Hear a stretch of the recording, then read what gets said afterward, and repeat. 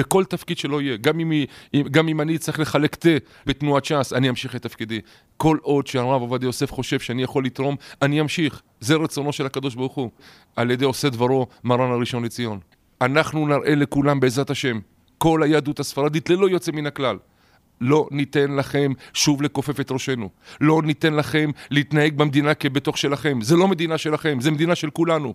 מדינת ישראל שייכת לכל עם ישראל. אין לכם שום בעלות על המדינה הזו. אתם לא תשלטו בה דרך כל מה שאתם שולטים. אנחנו נשתתף בשלטון הזה, נקלקל לכם את ההצגה שאתם רוצים לעשות. אנחנו נעמוד לכם כתריס בין עיניכם כל הזמן. תזכרו שיש עדיין יהודים דתיים.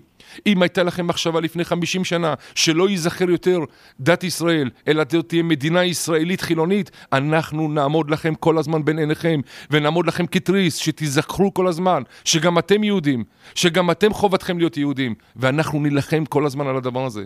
וכמה שלנו יותר מנדטים, אם בעזרת השם ש"ס תכפיל את כוחה, ויראו כולם שלא יעזור שום דבר, אולי אז הם יבינו שאין ברירה אחרת, שאי אפשר יותר לרדוף, אלא צריך להגיע להסכמה, וצריך להגיע להבנה שזאת מדינה יהודית ולא מדינה חילונית.